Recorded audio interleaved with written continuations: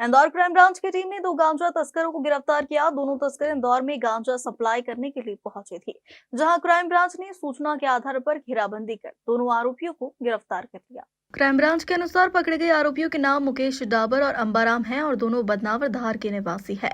Crime branch के DCP Rajesh Tripathi को एक मुखबिर से सूचना मिली थी, जिसके बाद पुलिस टीम ने सक्रिय होकर काम किया और नावदापंथ ब्रिज के पास से दोनों आरोपियों को गिरफ्तार कर लिया और उनकी तलाशी के दौरान उनके पास से 25 किलो गांजा बरामद हुआ। फिलहाल पुलिस तस्करों से पूछताछ कर रही।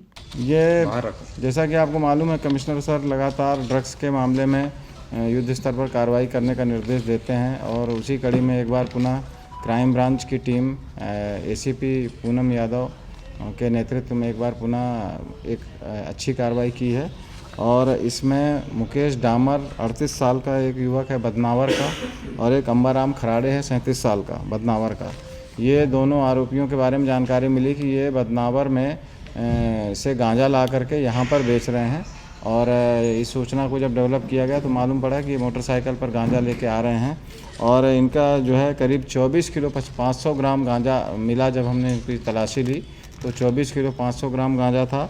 ये करीब 2,50,000 रुपये का गांजा होता है और इसके ये कमर्शियल मात्रा होती है। 20 किलो से अधिक का गांजा इनके कब्जे से मिला है, इसलिए इनके खिलाफ 8/20 NDPS एक्ट के तहत अब इनकी गिरफ्तारी की जाकर इन पर कार्रवाई की जा रही है। ये दोनों लड़के हैं, ये ज़्यादा पढ़े लिखे नहीं हैं और जनरली खेती करते हैं अपने यहाँ और खेती की आड़ में अभी इस संबंध में ये जानकारी अभी प्रथम दृष्टया आई है कि अपने ही खेत में ये गांजा वहाँ उगाते हैं और गांजे को सुखा करके खुद ही गांजे से ज़्यादा पैसा कमाने का इनका चल रहा था। 1 किलो गांजा लगभग 10,000 रुपये कीमत का बिकता है। उस हिसाब से ये गांजे के व्यवसाय से भी ज़्यादा अर्निंग करना चाह रहे थे।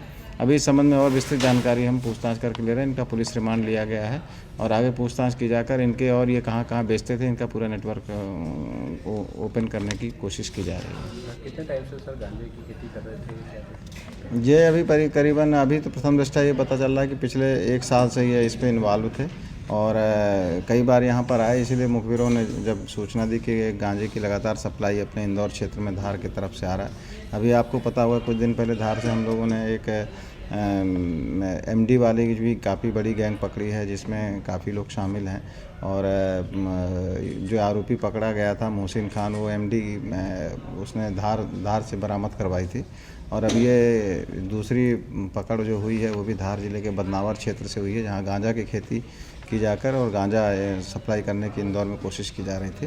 तो ये आरोपी को भी हमने पकड़ा दिया। मतलब आरोपी को सर इसने नाम बताया कि इनको सप्लाई करता था? ये यहाँ पे अब पूछताछ कर रहे हैं। इंदौर में चूँकि गांजे की सप्लाई के लिए नाम फेमस थे, इसीलिए मुखबिरों के द्वारा इनकी जानकारी मिली थी, इसलिए इनको पकड़ा गया है। अब ये यहाँ पर और किसको ये गांजा देते थे, इस संबंध में अभी पुलिस रिमांड लेकर पूछताछ में ये सब चीज़ें क्लियर हो जाएंगी। तो पूर्व में इनके जो रिकॉर्ड रहेंगे वो भी खंगाले जाएंगे? डेफिनेटली खंगाले जाएंगे। अभी तो ये चूँकि यहाँ के नहीं हैं, रहने वाले धार बदनावर के हैं, तो इनका वहाँ से रिकॉर्ड मांगा गया है और इनके जो अभी हम अपराध पंजीबद्ध किए उसमें भी उस रिकॉर्ड को लगाया जाएगा और इनके और कहाँ आपराधिक मामले हैं वो सब पूरी जानकारी ली जाएगी।